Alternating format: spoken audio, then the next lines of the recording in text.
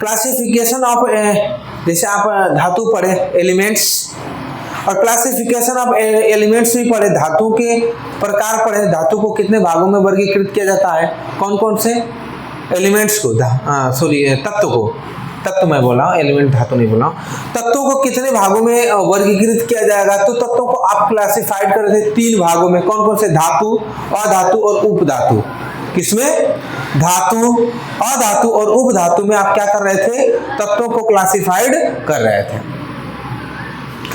अब आप देखेंगे कि जो तत्वों की विशेषताएं, कैरेक्टरिस्टिक ऑफ एलिमेंट्स, तत्वों की का गुण क्या होता है, तत्वों की विशेषताएं क्या होती है, कैरेक्टरिस्टिक ऑफ एलिमेंट्स, एलिमेंट के जो कैरेक्टर क्या होते हैं, यानी विशेषताएं क्या होती है।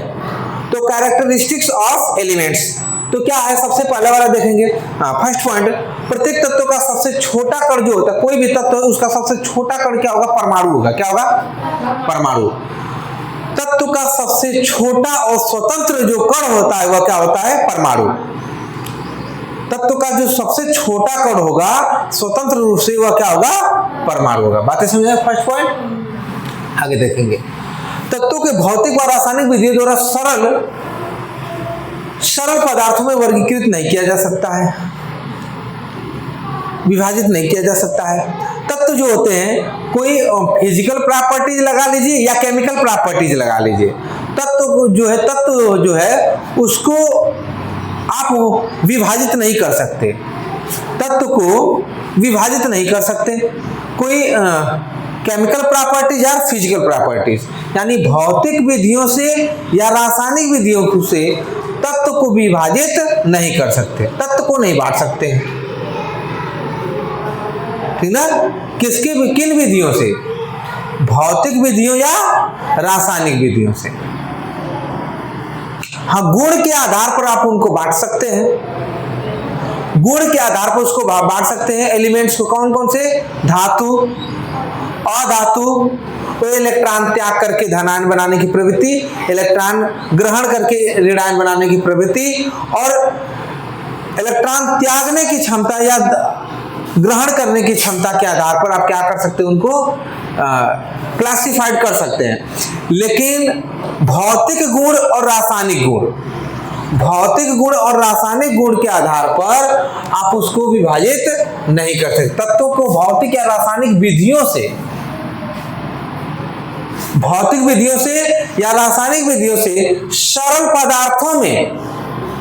पदार्थों में आप उसको विभाजित नहीं कर सकते।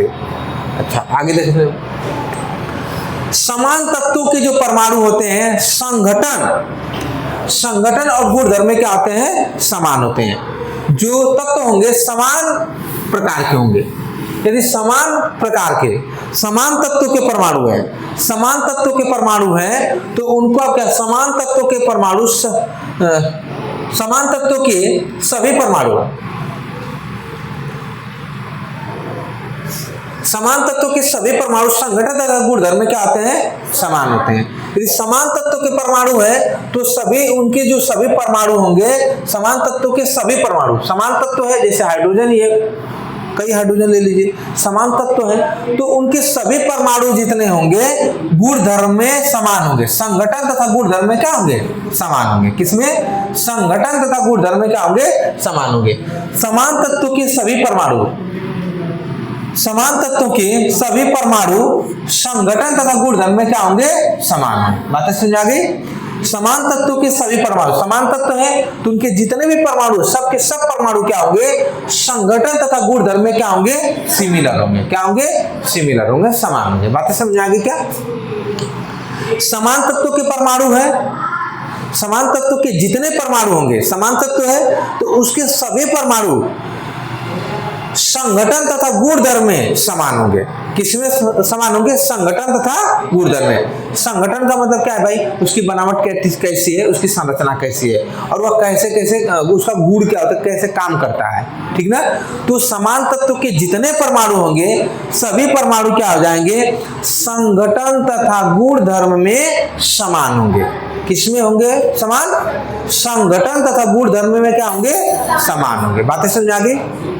आगे भिन्न भिन्न तत्वों के परमाणु जो होते हैं भिन्न भिन्न संगठन और गुणधर्म वाले होंगे।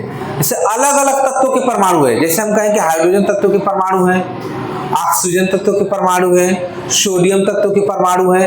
भाई अलग अलग तत्वों के यदि परमाणु है तो सभी परमाणु क्या होंगे, समान संगठन के होंगे, सॉरी समान नहीं होंगे ना, यानी संगठन एवं गुणधर्म में क्या होंगे, समान नहीं होते हैं, यानी भिन्न भिन्न होते हैं। आप कह सकते हैं भिन्न भिन्न तत्वों के परमाणु जो होते हैं, भिन्न भिन्न तत्वों के जो परमाणु होंगे तो संगठन तथा गुणधर्म में क्या होंगे, असमान होंगे, समान नहीं होंगे, जिसको कहेंगे भिन्न संगठन एवं गुणधर्म वाले होते हैं। भिन्न भिन्न तत्वों के सभी परमाणु, भिन्न भिन्न तत्वों के परमाणु भिन्न संगठन एवं गुणधर्म वाले होते हैं। इसका सेंस क्या है, यदि अलग अलग तत्वों के परमाणु है, क्या चीज है, यदि अलग अलग तत्वों के परमाणु है तो वो संगठन आपस में जो परस्पर क्या हो जाएंगे, वह गुणधर्म और संगठन में क्या होंगे, असमान होंगे, क्या होंगे, असमान होंगे, यानी संगठन और गुणधर्म में भिन्न भिन्न होंगे, क्या होंगे, संगठन और गुणधर्म में क्या होंगे, भिन्न भिन्न होंगे, समान नहीं होंगे। कौन, भिन्न भिन्न तत्वों के परमाणु। यदि अलग भिन्न भिन्न का मतलब है कि अलग अलग तत्वों के यदि परमाणु हैं तो वो संगठन और गुणधर्म में क्या होंगे, भिन्न भिन्न होंगे, मतलब अलग अलग होंगे। बातें समझ में आ गई।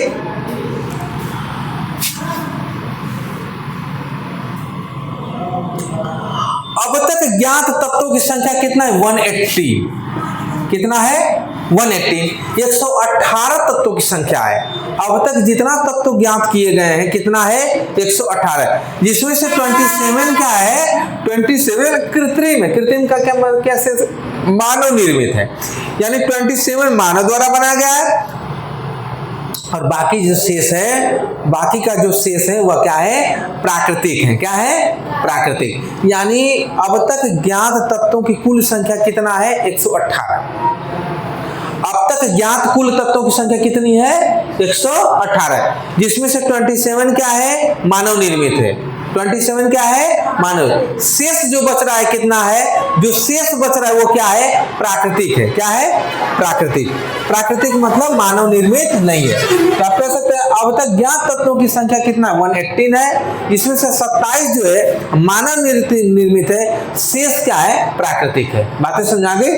तो इतनी बातें आप लोगों ने सीखा, किससे रिलेटेड, कैरेक्टरिस्टिक्स ऑफ एलिमेंट्स, यानी एलिमेंट्स का कैरेक्टरिस्टिक्स क्या होता है, कैरेक्टर क्या होता है, इसके बारे में देखें। तो प्रत्येक तत्वों के जो सबसे छोटा कण होता है, स्वतंत्र रूप से प्रत्येक तत्व का जो सबसे छोटा स्वतंत्र कण होता है वह क्या होता है, क्या होता है, परमाणु होता है। ठीक है।